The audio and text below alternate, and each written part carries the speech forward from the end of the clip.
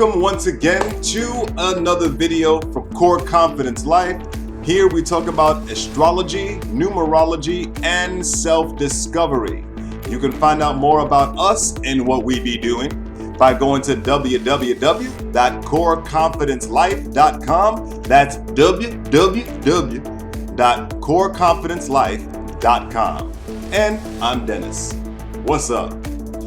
On today's quick video, we're going to be talking about how to find yourself in your astrological chart. Now, some of you might be going, why? What do you mean find myself?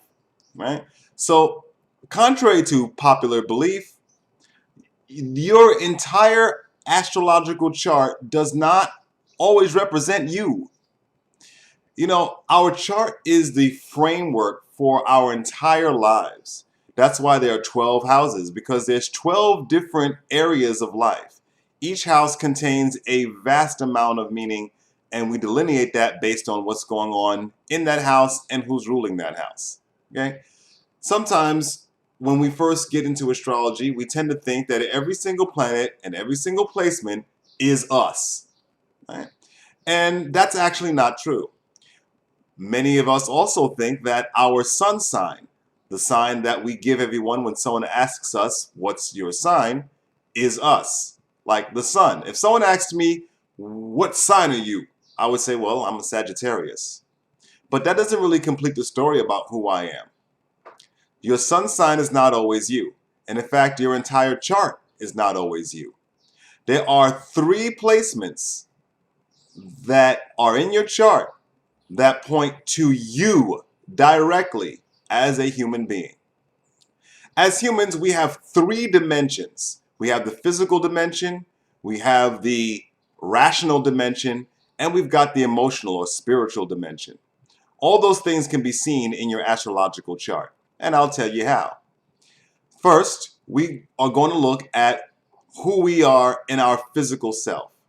Now, as we talk about in our numerology videos about the life path number, that's our main course and tendencies in life.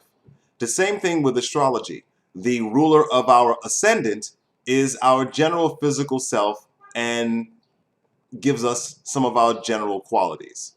Right? So look for the Lord of your ascendant.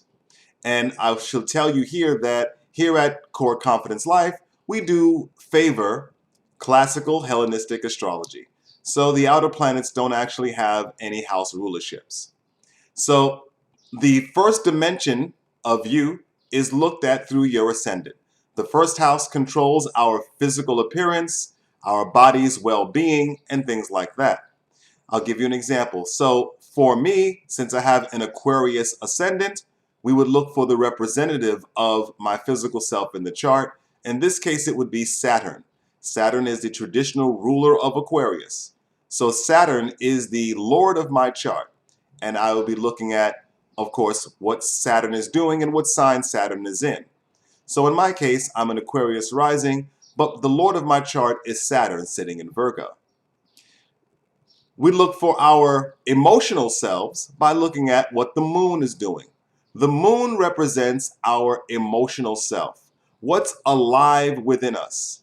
Our subconscious instincts and things we need to feel emotionally comfortable. That moon is part of our 3-dimensional self. Look at where your moon is and look at what's going on with that moon and who's ruling that moon. So for example, I have a moon in Capricorn. We know that Saturn rules Capricorn. So that is the 2nd dimension of self, is the moon. The 3rd dimension, of course, is the rational mind. How do we think? How do we process information? How do we go about communicating this information that we're processing? How do we think rationally on a conscious level? Well, that's symbolized by Mercury. Right? So check out where your Mercury in your chart is, and that will be your rational mind. In my case, my Mercury is in Capricorn, and so that's ruled by Saturn. And so if you look at your ascendant, your moon, and your Mercury, you'll be able to see the 3-dimensional self of your physical incarnation. Now, the only way that your sun sign plays a role in the essential self is if you have a Leo ascendant or if the chart ruler somehow aspects the sun. Right? That's how you get the sun as part of the essential self. Right? So that's just a quick video on how to find the three-dimensional self in your astrological chart. If you'd like to know more about astrology, numerology, and self-discovery, you can always go to www.coreconfidencelife.com. And just a piece of advice, when you're reading those daily horoscopes for your sun sign, you also, if possible, if you know it, might want to throw in your ascendant. So I would be reading Sagittarius and Aquarius. Until next time, this is Dennis.